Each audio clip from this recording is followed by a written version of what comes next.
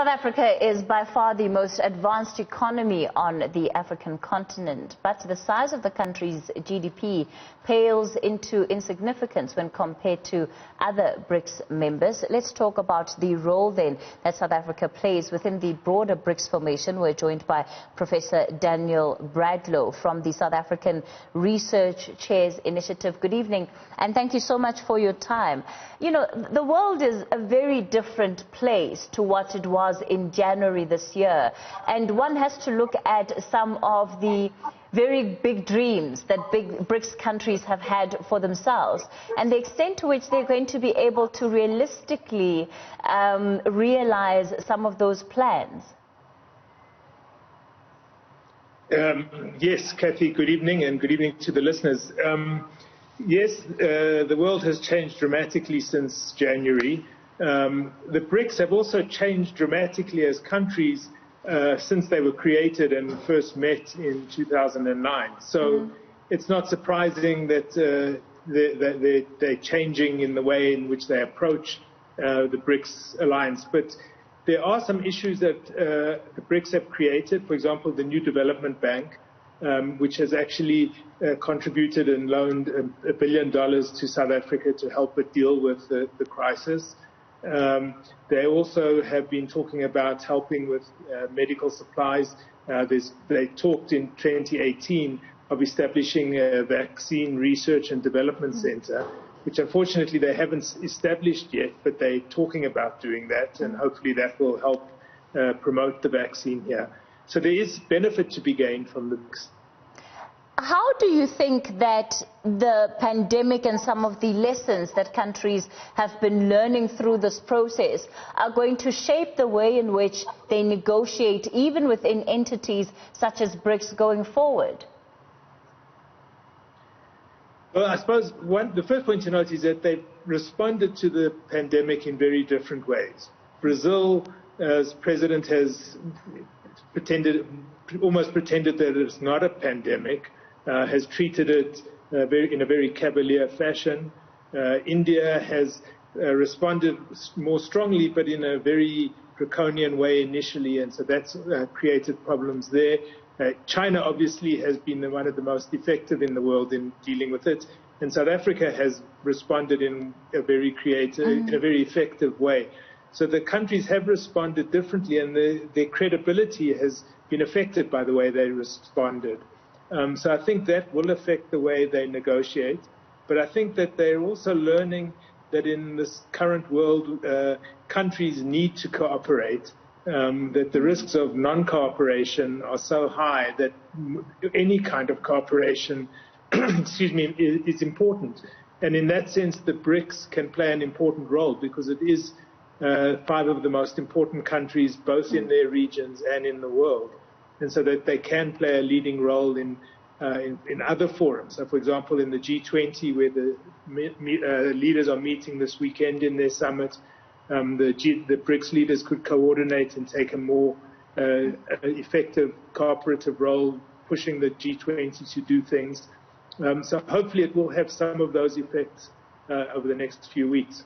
Of course, being emerging market countries, at least some of those that are within the BRICS formations, you are looking at countries that have a great need for different types of investment, and at the same time, COVID-19 has put countries in a situation where they're having to cut budgets and have to limit their spending in many different types of ways. Do you think that this is going to impact the kind of projects that the BRICS as a whole take on? And are we likely to see a slowdown in the lending, especially to member countries from institutions such as the BRICS Development Bank? I don't think we'll see a slowdown from the BRICS Development Bank. For example, the BRICS Development Bank has created a $10 billion facility specifically to help the member countries deal with COVID. You're correct, though, that it is having an impact on the spending in many of the BRICS countries. As you know, our government has talked about raising spending to deal with the crisis, but it's also having to respond to concerns that it's about rising debt levels here. China, Russia, India have been expanding expenditures. So the countries are responding differently. I think some of them might be thinking, do they want to contribute money to a BRICS process, or is there some other regional initiatives that might suit them better? And probably in that regard, the country to watch most closely is China, which last weekend signed, or 2 weekends ago, signed an agreement to create a new trade area in the Asian region. And that, I suspect, will draw some of their attention away from some of the other BRICS countries.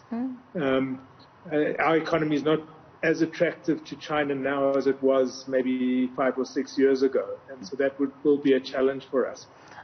One of the things that you're really pointing to again is, the conversation that perhaps is not necessarily in the forefront of things, but certainly is always there. And this is the competition that exists between the BRICS countries themselves. You talk about China and this regional agreement. In South Africa, of course, would now be entering into the Africa Continental Free Trade Area Agreement. Do you think that such types of memorandums or policies are going to affect the way in which ultimately the BRICS countries do business with each other?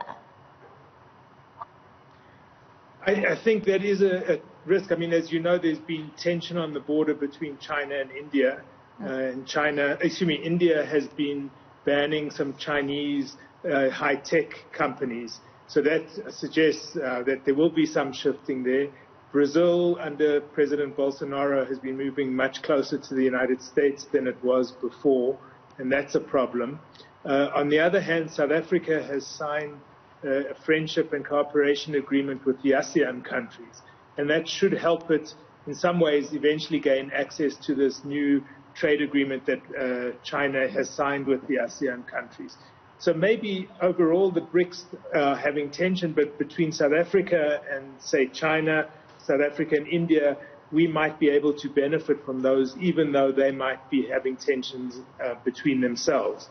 And both China, India, Russia are all interested in doing business in Africa. And so that does also open up opportunities for South Africa as well. Where are we? Because one of the reasons why the BRICS organization or entity was formed is in many ways to try and push for South-to-South relations and give countries of the so-called South a stronger voice in matters of international affairs and really be an alternative to the status quo. Are they achieving that mandate? Has it come to be as powerful as perhaps they would have wanted it to be? I think, to be honest, that the BRICS have not been as powerful as a group as they want to be. Since they were founded, certainly China has become more powerful and a bigger player and more important player on the global stage. India has probably become more influential as well, and possibly Russia in some ways and in certain situations. So in that sense, it's not succeeding.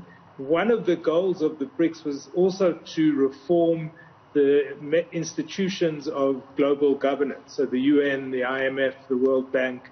And I would say they have not been very successful, and they have not worked all that effectively together to reform those institutions. And that's a pity, because for Africa, having a larger voice, particularly in the IMF and the World Bank, would be a very useful development. And the BRICS could have played a much more constructive role than they have in bringing that about. All right, let me thank you so much for your time, Professor Daniel Bradlow. It's been great having this conversation with you.